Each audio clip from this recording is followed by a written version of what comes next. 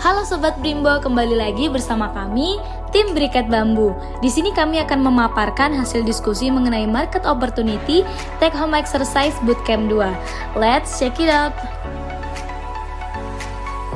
Adapun visi dan misi dari bisnis Briket Bambu. Visi dari bisnis ini memanfaatkan bahan baku yang ramah lingkungan dan berkelanjutan. Dengan misi, memanfaatkan limbah bambu dari sisa pengrajin bambu, melakukan riset dengan referensi terhadap bahan kajian yang dibutuhkan dalam pembuatan briket, dan menjalankan stakeholder dengan beberapa mitra. Briket bambu merupakan briket yang dibuat dengan menggunakan bahan bambu dari sisa pengrajin bambu yang mudah didapatkan dari lingkungan sekitar. Bambu memiliki kadar kalor sekitar 4.800 kalor per gram yang dijadikan sebagai pengganti bahan bakar fosil.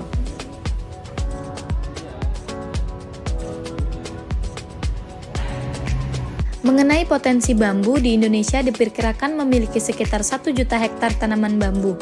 Akan tetapi, hanya 25.000 hektar saja yang telah dikelola dalam bentuk hutan atau kebun bambu.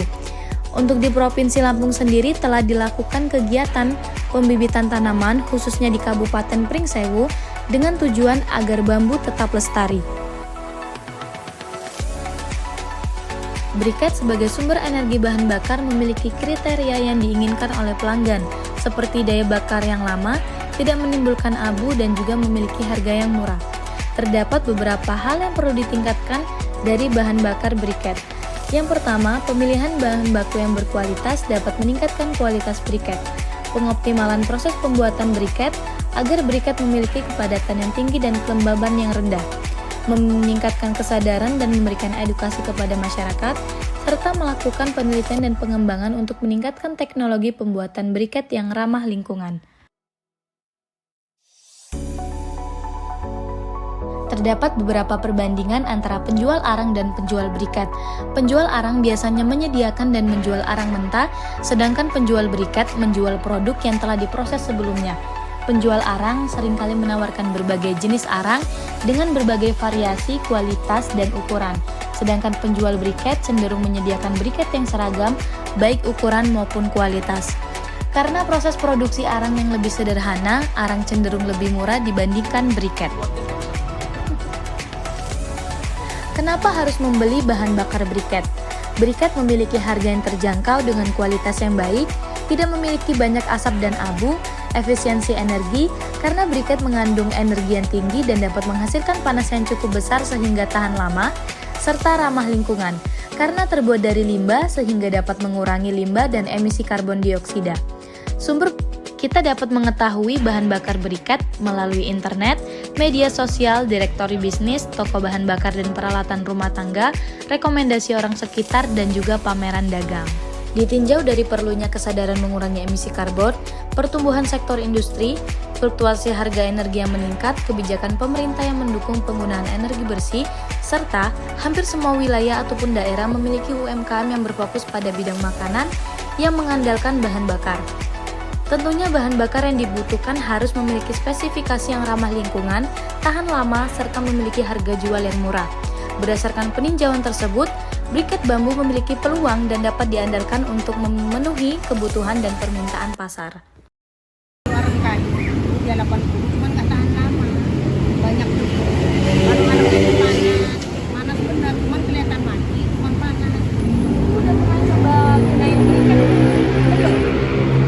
Melalui hasil wawancara diketahui bahwa kompetitor dari briket bambu adalah pemikiran masyarakat dan penjual arang batok kelapa. Karena masih banyak masyarakat, terutama pedagang makanan yang belum mengetahui mengenai briket, sehingga mereka lebih dominan menggunakan arang batok kelapa dibandingkan briket.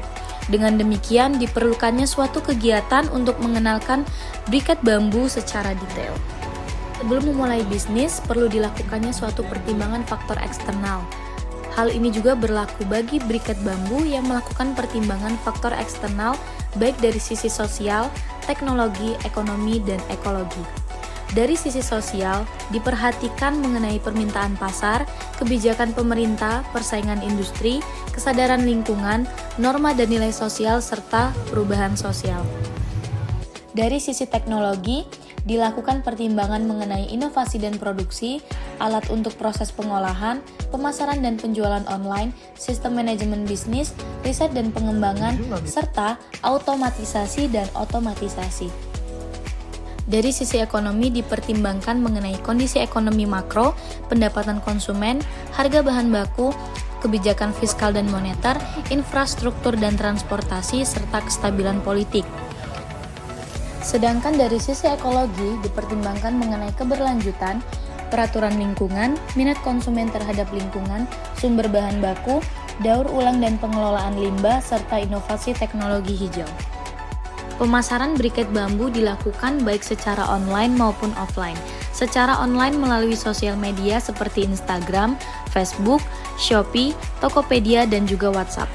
Secara offline dilakukan secara langsung dengan berkomunikasi bersama konsumen tanpa melalui media. Oke Sobat Brimbo, sekian penjelasan dari tim Briket Bambu. Terima kasih atas atensinya, sampai jumpa!